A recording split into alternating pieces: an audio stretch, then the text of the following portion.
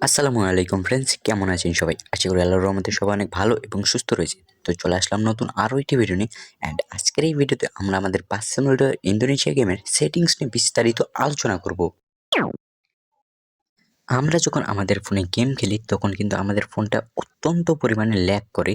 তো আমি আজকে আপনাদের যেইভাবে সেটিংস করে দেখাবো সেইভাবে আপনারা যদি আপনাদের ফোনে গেমের সেটিংসটা করেন তাহলে কিন্তু আপনাদের ফোন আর ল্যাগ করবে না। পাশাপাশি আপনারা কিন্তু আপনাদের ফোনে যখন গেম প্লে করবেন তখন কিন্তু খুব স্মুথভাবে গেম প্লে করতে পারবেন। তো গাইস, বেশি কথা না বাড়িয়ে শুরু করা যাক আজকের এই মূল ভিডিও। তো আপনারা যারা নতুন আছেন তারা দয়া করে চ্যানেলটি সাবস্ক্রাইব করে ভিডিওতে একটি লাইক করে দিবেন। ব্যাকগ্রাউন্ডে আপনারা এখন যে ভিডিওটি দেখতেছেন সেটা হলো 4GB র্যামের ফোনের জন্য।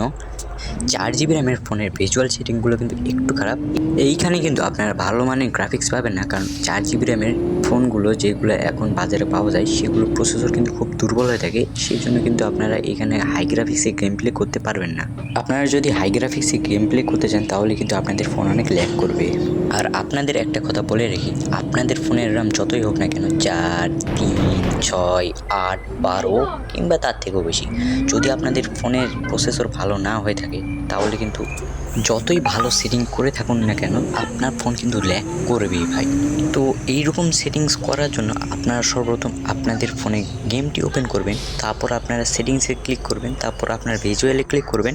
ক্লিক করার পর আমার স্ক্রিনে যেই ছবিটি এখন দেখতে পাচ্ছেন সেই রকমভাবে আপনারা কিন্তু সেটিংটি করে নেবেন। তাহলে কিন্তু আপনাদের ফোন আর ল্যাগ করবে না, পাশাপাশি কিন্তু আপনারা স্মুথভাবে গেম প্লে করতে পারবেন।